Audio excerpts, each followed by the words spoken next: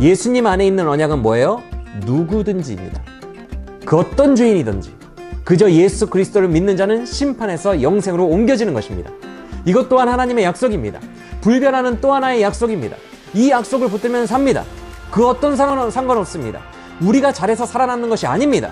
하나님의 언약의 테두리 안으로 들어가는 것입니다. 그 언약 약속하신 바를 붙들었기 때문에 심판으로부터 구원을 얻는 것이죠. 여러분, 믿음은요, 다름 아닌 약속을 붙드는 거예요.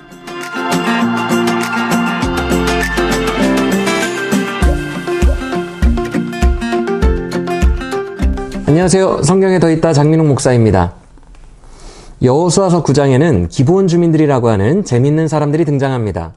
이들의 이야기가 재밌는 이유는 천연덕스럽게 여호수아와 이스라엘의 지도자들을 속여서 살아남았기 때문인데요.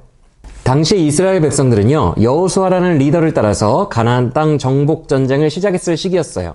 그들은 파죽지세로 요단강을 건너서 난공불락 여리고성을 하나님의 능력으로 무너뜨리고 그 옆에 있는 아이성까지 점령하며 가나안 땅의 심장부인 세겜으로 들어왔습니다. 직진을 했어요. 그리고 그곳에서 제단을 쌓고 예배를 드리며 세겜을 사이에 두고 에발산과 그리심산에서 하나님의 말씀을 선포합니다.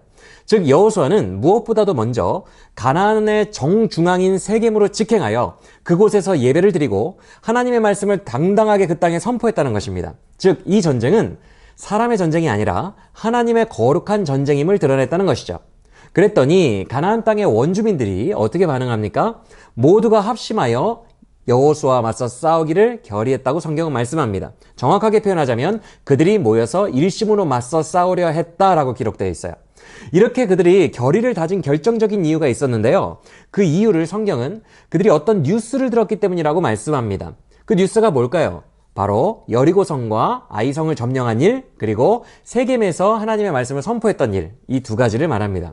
이게 뭐 그리 대수라고 가나안 족속들이 일심으로 뭉쳤다는 걸까? 그런데 그렇지 않아요. 이스라엘이 여리고성과 아이성에 행한 일을 보면 결코 이건 가벼운 문제가 아닙니다. 왜냐하면 일반적인 정복전쟁이 아니었기 때문에 그래요. 보통 점령군이 하나의 성을 점령하면 그 성에서 나온 모든 전리품들을 어떻게 하죠? 다 가져요. 사로잡은 남자들이나 여자들은 다 노예로 삼고요. 아이들도 물론이고 가축들은 자기들이 다 가집니다. 금은보화와 수많은 재산들도 다 약탈하죠. 이게 일반적인 전투예요. 이익을 위해서 전쟁을 하는 거예요. 근데 여호수아가 이끄는 이스라엘 백성들은요, 여리고성과 아이성에서 그렇게 일반적으로 전쟁을 하지 않았어요. 이상한 전쟁을 했는데 그것이 바로 진멸입니다.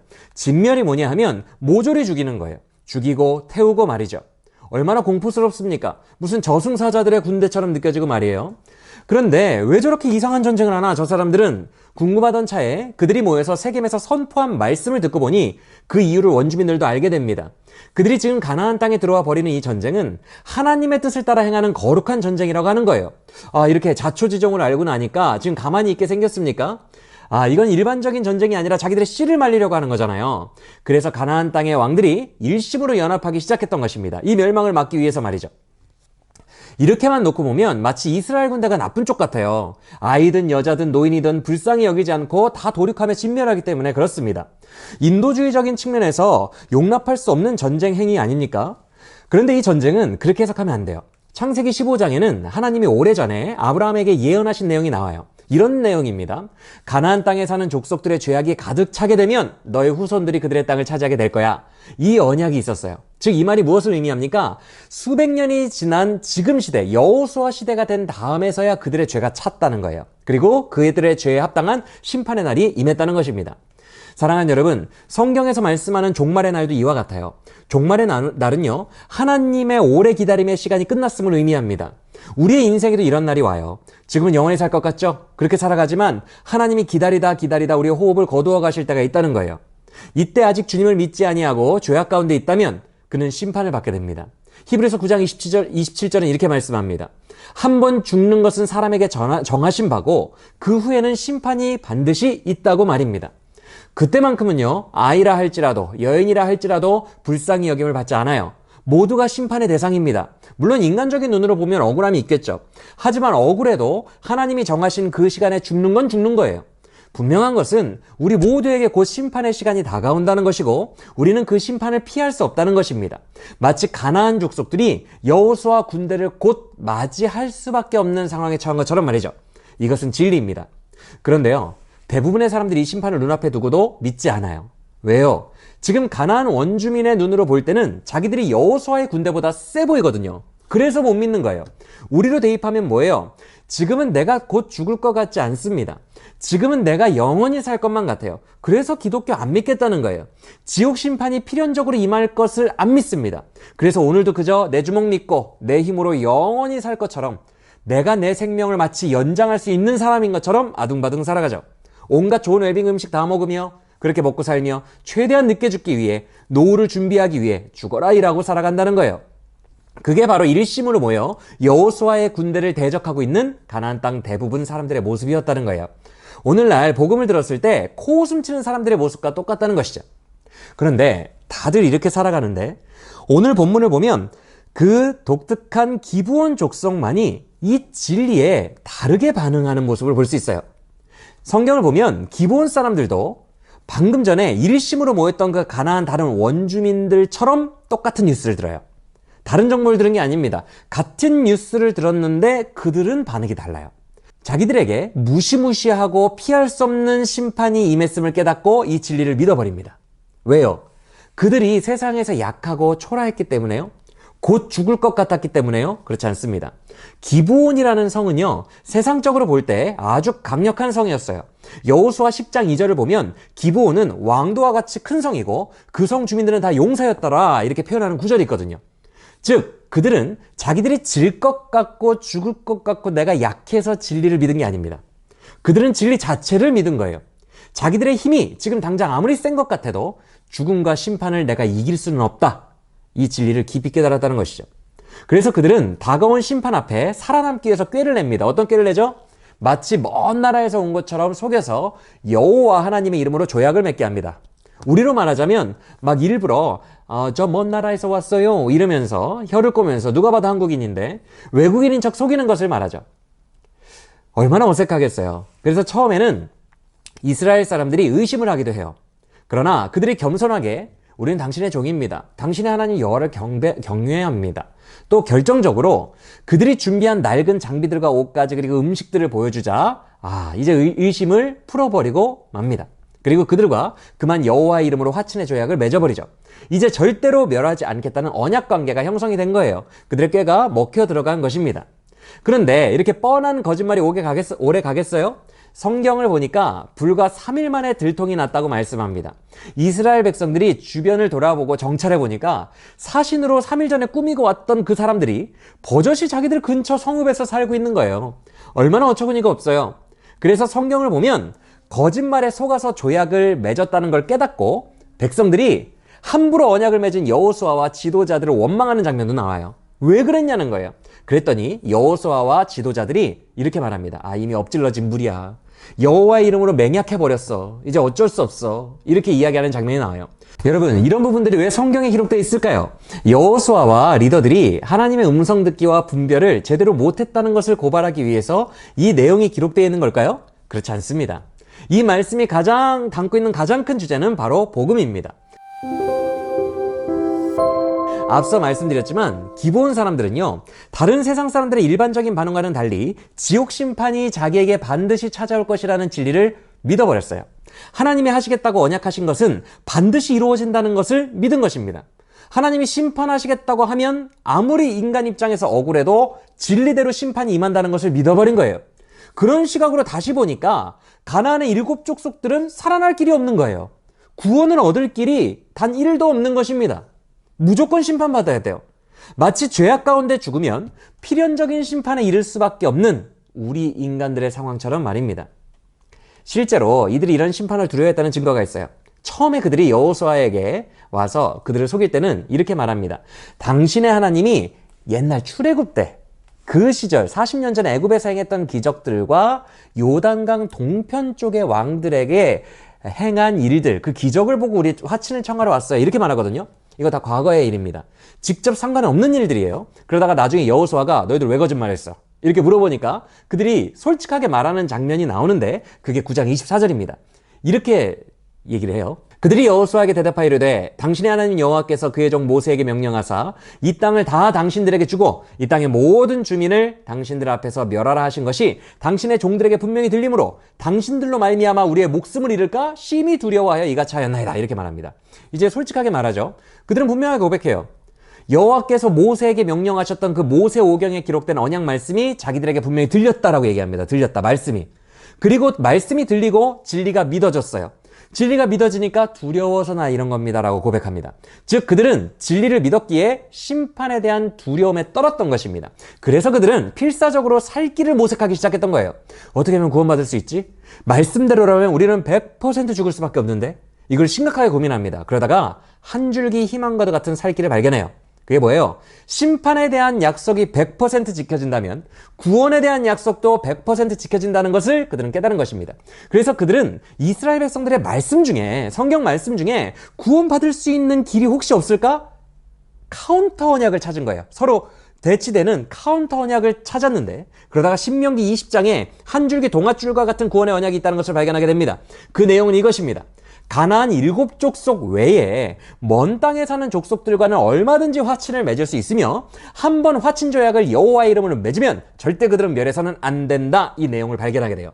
그들이 살아남을 수 있는 유일한 길을 같은 성경 말씀, 그것도 같은 신명기 안에서 발견했던 거예요. 그리고 이런 또 다른 언약의 말씀 안에서 그래 이게 100%라면 이것도 100%일 거야. 신랄 같은 희망을 품고 이런 거짓말을 행하고 살 길을 모색했던 것입니다. 그래서 이들은 모든 것을 동원하여 이 언약의 범위 내에 들어가려고 노력을 했던 거예요. 거짓말이라도 할 수밖에 없는 그 어떤 소망도 없는 내 있는 모습 그대로를 드러내며 구원의 끈을 강하게 잡았던 것입니다. 그래서 하나님은 이것도 믿음으로 보셨던 거예요. 우리도 똑같습니다. 우리에게도 하나님의 언약이 있어요. 그것은 심판 언약입니다. 아담의 후손, 원죄를 가진 아담의 후손들은 다 심판을 받게 돼 있어요. 한 번 죽는 것은 정해진 일이고 마지막 날은 언제가 될지 몰라요. 오늘이 될 수도 있어요. 이것은 불변합니다. 모든 인간은 자기가 알 수 없는 불시에 죽어요. 죽음을 피할 수 없는 사람은 없어요. 그리고 모든 인간은 죽은 후에 심판을 받게 돼 있어요. 이건 하나님이 정하신 바요 진리이기 때문에 무조건 100% 이루어집니다. 그런데 하나님이 정하신 바요 진리이며 무조건 100% 이루어지는 카운터 진리가 하나 또 있어요. 그게 뭐예요? 바로 예수 그리스도의 복음입니다. 우리를 사랑하시기에 세워놓으신 또 하나의 언약, 바로 예수 그리스도인 거예요. 예수님 안에 있는 언약은 뭐예요? 누구든지입니다. 그 어떤 죄인이든지 그저 예수 그리스도를 믿는 자는 심판에서 영생으로 옮겨지는 것입니다. 이것 또한 하나님의 약속입니다. 불변하는 또 하나의 약속입니다. 이 약속을 붙들면 삽니다. 그 어떤 사람도 상관없습니다. 우리가 잘해서 살아남는 것이 아닙니다. 하나님의 언약의 테두리 안으로 들어가는 것입니다. 그 언약 약속하신 바를 붙들었기 때문에 심판으로부터 구원을 얻는 것이죠. 여러분, 믿음은요, 다름 아닌 약속을 붙드는 거예요. 기브온 족속들은 그들의 모든 것을 걸고 이 약속을 붙들어서 사망에서 생명으로 옮겨진 자들입니다.